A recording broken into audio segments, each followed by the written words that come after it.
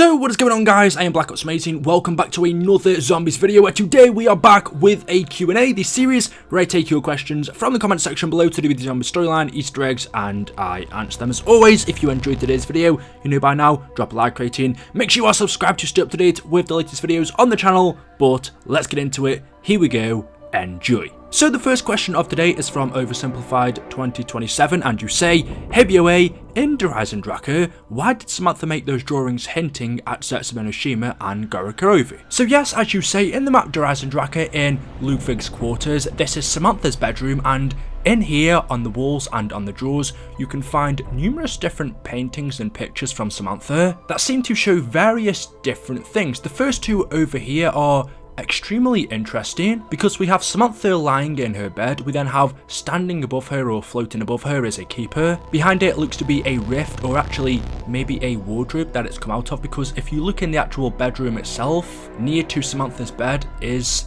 a wardrobe, although that wouldn't make sense. Why would a keeper come out of there? But essentially we have Samantha lying in her bed with a keeper in her room, which is strange because this was never mentioned in the storyline. If we didn't have an image of this, if Samantha didn't draw this, then we would never know about it. But also, what is it saying? Did this actually happen, or is it something in her imagination? If Samantha was visited by keepers, then you would have to ask the question as to why. I can't really think of a reason, so that's a strange one. It doesn't really relate to any map that we saw after Horizon Draka. And then the image that she's drawn below that is pretty self-explanatory. It's just her and Fluffy. That just looks like Fluffy when she was normal, not when she turned into a hellhound. And then if we come to the back here, there are some more drawings that she's done. The first one up top is very interesting because we have Samantha and then two children behind her. There's also some walking blocks below her, a man on a rocket ship, a teddy bear, a train in the sky. Again, a very weird one because going off the top of my head, remember this came out in Horizon Draka, which was Black Ops 3 in 2014, which I think is when this DLC would have released. So a few years ago now. The rocket, I'm assuming, is Dempsey, since we know in this map we took down the rocket that he was in that was heading up to moon and brought it back down to the castle. As for the train in the sky, I'm not too sure what that could be referencing. Obviously the bear on the right is Samantha's teddy, and then the two children in the back is a strange one again because they look to be girls, yet the only child girl that we have in our storyline is Samantha. And then what are those two blocks? These drawings are strange. I don't really know, other than Dempsey on the rocket, what this is showing. If you guys have an idea, then let me know in the comment section below. And then below that is yet another strange image because we have on the left Dr. Maxis. He is labelled as Dad. On the right is another person which looks to be holding perhaps a sword or something to do with element 115 since it's blue. And then of course in the middle we have a door with scribbles around it. Is that perhaps referencing a teleporter or a rift of some sort? But who is that person on the right? Is that Dr. Monty?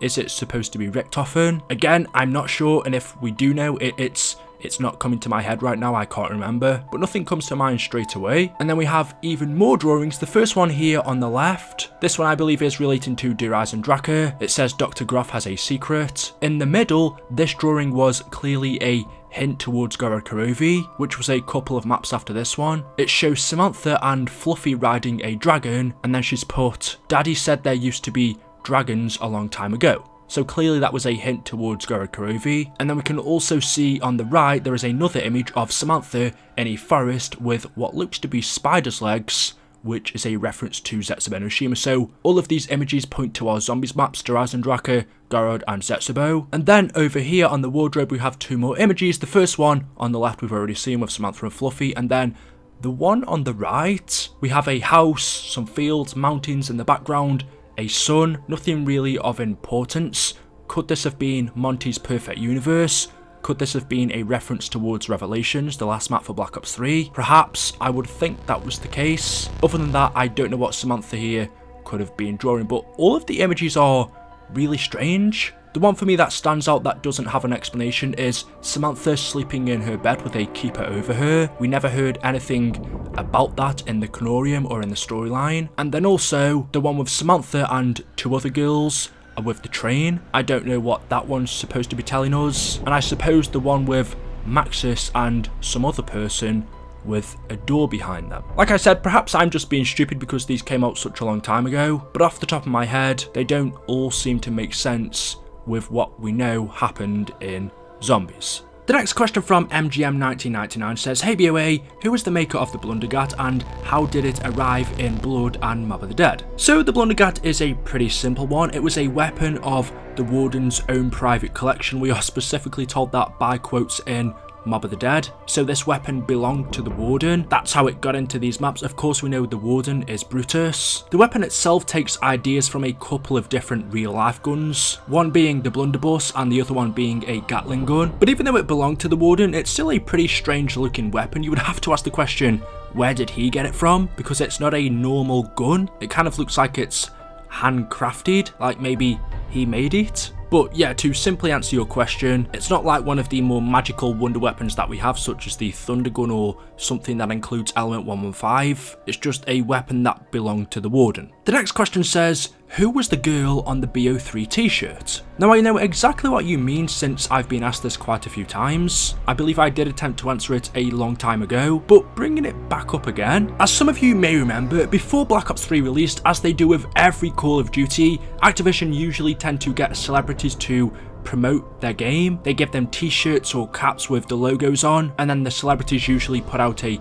post on Twitter or Instagram, something like that. Well, the exact same thing was done for Black Ops 3. A t-shirt was sent out to this guy. I'm not 100% sure who he is, but searching up his name, he plays baseball, and you can see Treyarch sent him a shirt, and the tweet he put out was, shout out to Call of Duty and Treyarch for the sick, young and restless limited run tee. Hashtag Black Ops 3, hashtag COD Zombies. So we know that it was a promotion for Black Ops 3 Zombies. We know it was to do with that mode, and even without that hashtags, we can tell from the image it is a girl holding a weapon in her right hand, a zombie head in her left, and then in the background there are more zombies. This was a t-shirt promoting Black Ops 3 Zombies. But as you say in your question, who was this girl? The first person obviously that's going to come to your mind is Misty, but this isn't her. This person has tattoos on her back and on her left arm, which Misty doesn't. Also, these aren't the clothes that Misty wears, but I think we can say this isn't Misty. As for what other girls we have in our storyline, well, there is Sarah from Call of the Dead.